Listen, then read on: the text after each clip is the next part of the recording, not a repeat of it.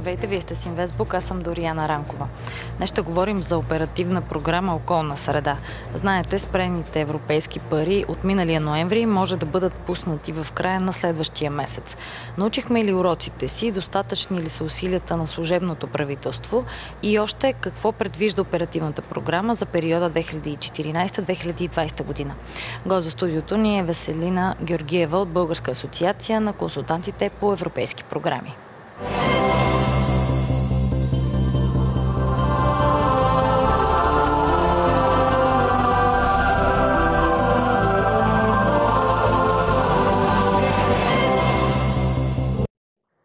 Здравейте, госпожо Георгиева. Здравейте. Добре дошли при нас. Нека да започнем с последните акценти по тази оперативна програма. Доста проблемна наистина, но все пак с това и започнах. Служебното правителство дава добре своя принос, по мое мнение. Вие ще дадете, разбира се, и другата гледна точка. Вице-премиера по еврофондовете госпожа Цанова и министъра на околната среда госпожа Светлана Жекова се видяха с еврокомисаря по регионалната политика господин Хан, вече бивш такъв. Резултатите обаче от решенията на Европейската комисия доказателство ли са, че наистина се прави нещо в посока подобрение на ситуацията? Да, в действителност след срещата на нашия служебен вице-премиер и служебния министър на околната среда с комисаря Хан, стана ясно, че ще бъдат отблокирани средствата по оперативна програма Околна среда в края на месец октомври или началото на месец ноември. Като това наистина е доказателство за положените усилия, но за съжаление ние вече изгубихме цяла година, тъй като всички знаем, че средствата бяха спряни в края на миналата година и за една година, за съжаление, не бяха предприети достатъчно бързо мерките, така че тези средства да бъдат отблокирани по-рано. И все пак очаквани, ще видим, разбира се, проверка след близо месец, очаквани и план за действие, което е някаква крачка напред, но готови ли сме наистина за след месец да покажем напредък? Ами, ние всъщност нямаме избор, ако искаме да спасим поне част от проектите. Да, така че... Какво може да направим тогава за един месец? За един месец може да бъде направено много, може да бъде направено и нищо. Надявам се, че нашата администрация се е научила урока. Доколкото знам, колегите от Министерството на околната среда работят наистина много усилено, за да може да бъдат отблокирани тези пари. И вече има конкретно изпълнени дейности от така наречения план за действие. Така че наистина се надявам, че в края на октомври месец плащанията ще бъдат отблокирани. Говорим за мотивация, за усилия, за решителност. На това ли отговарят всъщност тези 89 милиона лева от бюджета към общините с проекти по тази оперативна програма Околна среда, за да се разплатят с изпълнителите? Достатъчни ли са? Какво представляват те? Да, тези пари наистина не са чак толкова много на фона на милиард и нещо, които трябва да бъдат разплатени към общините, но в крайна сметка са глътка въздух за бенефициентите, тъй като всички знаем, че общините не са в цветущо финансово състояние и спирания по всички договори, разплащане по всички договори е много трудно общините да го покрият. Почват да теглят кредити, да вземат заеми, които след това пък съответно трябва да връщат, само и само за да може да се изпълнят и те ангажиментите към изпълнителите, които са били избрани за изпълнение на конкретна дейност. Колко е зле положението всъщност? Министерството спира изплащания 3 месеца след като бяха спрени парите, ако не се лъжа, от ноември миналата година, т.е. да кажем от февруари тази година са спрени всякакви от бюджета прехвърляния на средства. Да, за съжаление е така. Вече почти 9 месеца общините не са получавали пари по оперативната програма. За съжаление фонд ФЛАГ замрази също временно плащанията, така че общините наистина се озоваха в една доста трудна ситуация. И част от тях дори преустановиха изпълнение на проектите, защото просто не могат да се разплащат с изпълнителите. Но тези 89 милиона наистина са глътка въздух и след като се отблокират, дай Боже, плащанията по оперативна програма в края на следващия месец, би трябвало с малко по-силен темп да стартира отново изпълнението на проекта. Разбира се, грешка има своите последствия. Има и корекции финансови по ОПОС от 9,5 на 100. Общата стойност за тези грешки при обществените поръчки е 1 600 милиона лева. Справедливо ли е това решение според вас? Всъщност, сключените договори са на стойност 1 600, а тези въпросни почти 10%. 239 такива проблемни. Проблемни са идентифицирани 239 проблемни договори, но всъщност финансовата корекция върху тях ще бъде в размер на почти 10% от тези 1 600, т.е. около 160 милиона лева. Да, справедливо е да бъдат налагани финансови корекции само на проблемните договори, а не върху всички договори, които се изпълняват по оперативната програма. Но тук трябва да отбележим също, че грешката не е само от страна на общините и държавата също трябва да понесе своята отговорност, тъй като финансовите корекции се налагат по някои пъти не съвсем правомерно и доста субективно. Тоест може да кажем, че кой ще понесе глобата, е редно и двете страни да я понесат. Да, точно така. Би следвало както общините да си понесат своята отговорност, така от друга страна и държавата, тъй като има случаи, в които първоначално е издадено становище, че няма финансова корекция по даден договор, а при повторна проверка на същия договор се взема решение за налагане на финансова корекция, което не е справедливо. Ако трябва да обобщим, какви са научените уроци от този период 2007-2013? И смятате ли, че 7 години са малко? И пълни 7 години ли са? Тъй като с вас си говорихме всъщност, че стартирането не датира от 2007. Ако може да кажем реално ефективното време за работа, колко беше? Реално ефективното време за работа беше около, даже не мога да кажа и 5 години, тъй като оперативната програма стартира в самото начало с доста необмислени мерки. Бяха финансирани един огромен брой проекти за техническа помощ, за подготовка на проекти по околна среда, но за населени места, които не са приоритетни, в които не следва приоритетно да се изпълняват инвестиции. Съответно, в 2009 година се смени подхода за финансиране на проектите и в крайна сметка много от тези финансирани проекти през първите 2 години, подготовката на тези проекти беше замразена и една част от ресурса, който беше похарчен за подготовка на такива проекти, на практика ще остане неефективно изразходван. Иначе други научени уроци, това са според мен и според колегите, които работим в сектора, са бавната, прекалено тежка тромова процедура за подготовка и след това оценка на проектите, което много забавя самото стартиране реално на тяхното изпълнение. От друга страна пък Министерството изцяло е прехвърлило отговорността за изпълнение и подготовка на проектите на общините, а според нас трябва да има диалог както между централната и местната власт, за да може по-успешно да се усвояват средствата. Това са едни добри препоръки. Нека видим една от ползите от оперативна програма «Околна среда». 20 нови автобуса тръгват по линия номер 102 от квартал Овча купел в София. Доказателство за това защо са важни еврофинансиранията.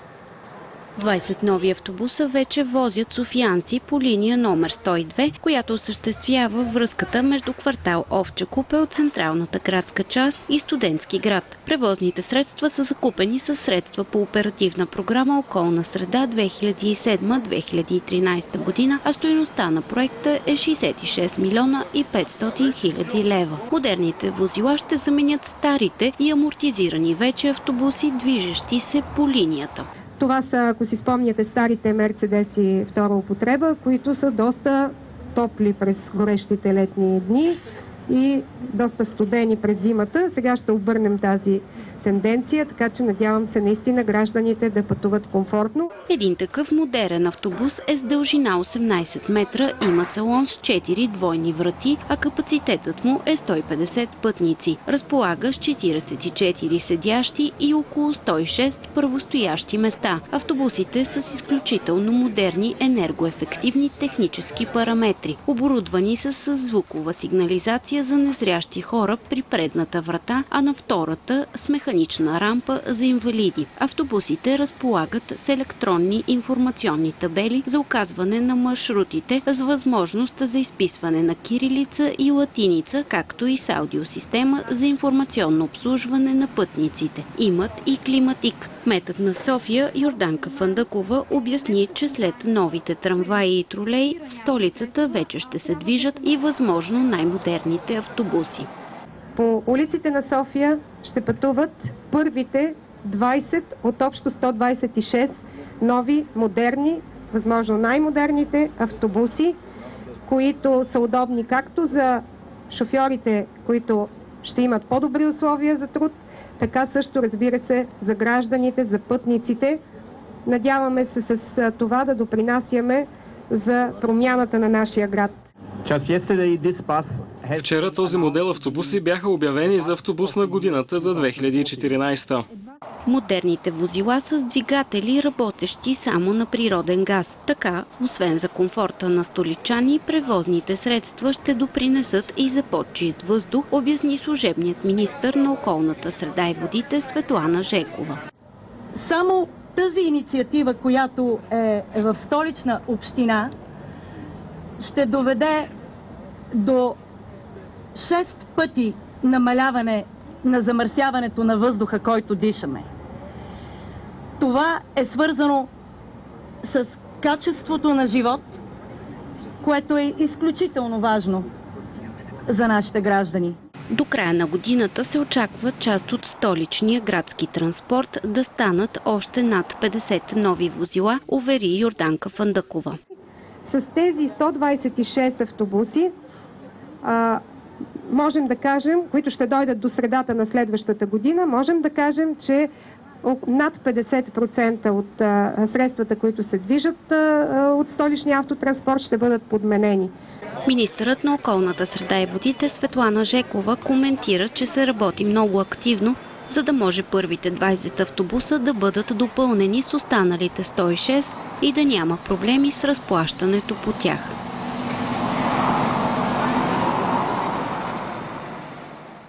Обратно в студиото на Инвестбук. Госпожо Георгиева, видяхте видеото. В общи линии екологично, удобно, модерно. Изключение ли е това за България? Вие сте в този сектор и знаете дали София е изключение?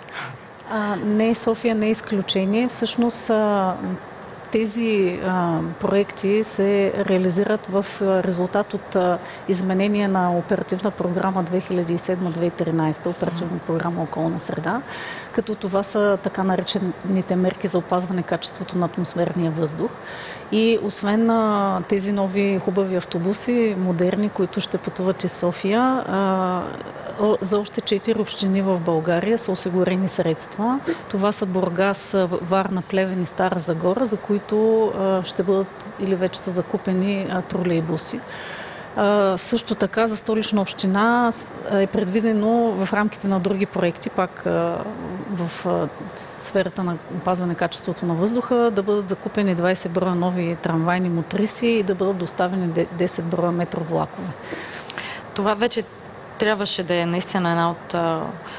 Това е идеята всъщност на тази оперативна програма, да се развие България и в тази гледна точка. Ще си поговорим малко по-късно какво предвижда новия програмен период, но преди това още предложение от госпожа Цанова. Имаше така коментари с общините, а именно укрепване на капацитета на Агенцията за обществени поръчки, повишаване на качеството на превентивния контрол. Съответно общините имаха пък своя план за действие, виждаха в същото покачване на капацитета за обществените поръчки. Очевидно това е слабото звено, разбира се. Публичен регистър с корекциите. Дайте няколко насоки. Според вас сентенцията, която трябва да извадим от тези предложения е превенция, не наказание. Смятате ли, че е така? Да, точно така. По-ефективно е да се работи в посока на превенция, отколкото да се наказват общините за това, че са допуснали някакви грешки. Пак повтарям, че финансовите корекции не са изцяло по вина на общините, а са резултати от самата система за контрол. Като, както виждаме всички, и общините, и държавната администрация са стигнали общо взето до едни и същи изводи. Наистина добре е да се усили административния капацитет. Съответно пък е добре също и да има въпросния регистър на финансовите корекции. Да, това е нещо по-различно, което е интересно да обясним на зрителите и слушателите. Да, за да може идеята на този регистър, според мен би следвало да бъде такава, че самите общини да може да виждат за какво са били налагани финансови корекции, така че да извличат поуки и да минимизират риска от повтаряне на тези грешки в бъдеще. А Светлана Жекова пък обяви, че се подготвя сертификат за разходите по програмата. Една проверка или верификация. Смятате ли, че това е пътят и доколко ще даде сигурност наистина на процеса? Това очевидно е част от плана за действие, една от мерките от плана за действие, но въпросът е не да проверяваме постоянно каквото сме проверили преди, макар че в този момент ние нямаме друг избор, просто трябва да докажем, че наистина сме си взели поука, сме предприели необходимите действия, за да може да бъдат разблокирани парите от ОПОС. Но въпросът е да се създадат такива системи за управление и контрол, които да гарантират, че дори при една проверка първоначално направена, нещата са така. Всъщност това ще бъде проверено на идните проверки, които очакваме след месец, нали така? Това трябва да докажем, че всъщност можем сами да управляваме нещата и да доказваме качество. Да, точно така. Ние трябва да докажем, защото очевидно към момента Европейската комисия... Тоест трябват ни нови инструменти за превенция. Какво предвижда тогава Оперативна програма Околна среда 2014-2020 и изобщо като действие, като промени в подхода на управляващия орган? Какви проекти ще бъдат финансирани през новия програмен? Да, и това искам да обясним, но какви промени в подхода са необходими за управляващия орган? Първо да кажем, на база това, което на първо място управляващия орган трябва да работи в диалог с бенефициентите и в координация, защото както и бенефициентите, така и управляващия орган, целта е една, да бъдат усвоявани средствата от оперативната програма. Това не може да стане без диалог и координация между страните. Трябва да не се разпилява, за съжаление, както се случва и към настоящия момент, административния капацитет, който е натрупан, тъй като на всички е известно, че текучеството по една или друга причина в администрацията е голямо и няма приемственост, което много възпрепятства продължаването нататък в успешното изпълнение на програмата. А какво ще е различно в новия програмен период? През новия програмен период ще се финансират, както и през стария, проекти в сектор води, в сектор отпадъци и проекти в сферата на биоразнообразието, но се предвиждат също така и две нови оси в самата оперативна програма. Едната е превенция, управление на риска от наводнение, нещо, което е много актуално. Да. Така, предвид природните бедствия, които ни сполетяха тази година. Каква част от парите горе-долу са отделени за нея? Специално за тази ос не мога да ви кажа, но най-голям ресурс е отделен. Да, най-голям ресурс е отделен за сектор води, малко по-малко за сектор отпадъци, за сектор води около 1 милиард и 200 евро, говорим. За сектор отпадъци около 500 милиона. Останалия ресурс на програмата е разпределен между останалите три оси. Дали ще се справим с тези суми? Аз искрено се надявам, че вече сме се научили уроците и ще направим така, че да не повтаряме повече старите грешки. Иначе по отношение на самите новости в самата оперативна програма, както казахме, освен риска от наводнение, се предвиждат и вече в отделна ос мерки за подобряване качеството на атмосферния въздух. И освен това има промяна и в бенефициентите, които ще могат да кандидатстват по оперативната програма. За сектор води това са и ВиК дружества, като в изминалия програмен период бяха само общини, а съответно за сектор отпадъци ще могат да кандидатстват и фирми в партньорство, надявам се, с самите общини.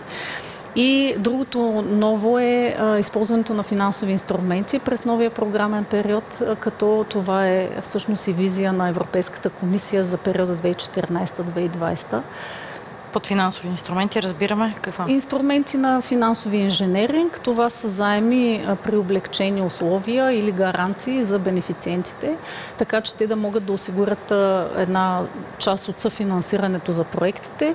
Като идеята е тук да се избяга... по-вързани, най-вероятно, да. Да, като идеята е тук да се избяга от зависимостта на безвъзмездната помощ, по-ефективно да се използват средствата по програмата. Интересно е това, което казвате, че ще бъдат, освен общините, бенефициенти, също ВиК дружества. Смятате, че това ще забави обаче процеса на изглаждане на грешките? Дали ще се създадат нови проблеми от тази гледна точка?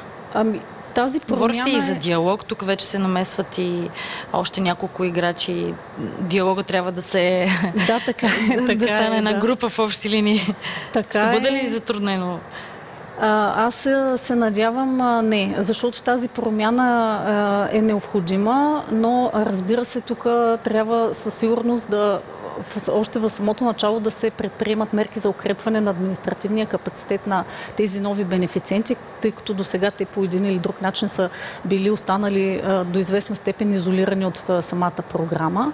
И най-важното е да не се разпилее ресурса, който вече е вложен за подготовка на проекти. Защото през изминалия програмен период бяха финансирани 26 общини за подготовка на проекти. Много е важно тези проекти да се намери начин вече готови, подготвени, да се намери начин да бъдат използвани дори с новите бенефициенти. Това означава пък и повече работа за консултантските агенции и всички промени, които ще навлизат със сигурност. Аз бих казала... Асоциацията, по принцип, вашата асоциация е винаги с мнение, винаги с препоръка към Министерството. Ще продължавате ли в този дух и през новият програмен период? Да, ние винаги сме търсили диалог с институциите, защото, както и вие казахте, ние имаме място в сферата на управление на средства от Европейския съюз и разбира се, ние винаги сме се опитвали да бъдем конструктивни и да даваме конкретни предложения, така че да може да се подобри усвояването на безвъзмездната помощ. Има ли по-често отговор на вашите предложения? По-често има ли отговор на вашите предложения? Как да ви кажа, понякога да, но общо взето към момента малко така остават не до там възприети нашите предложения. Надяваме в момента. Да, надяваме се за повече диалог в бъдеще. Да. Благодаря ви много за това участие. Веселина Георгиева от Българска асоциация на консултантите про европейските проекти. Това е от нас за днес. Ако имате въпроси или предложения, пишете ни на имейла, изписан на екрана. Благодарим ви за вниманието. Останете с телевизия и радио България ОНЕР.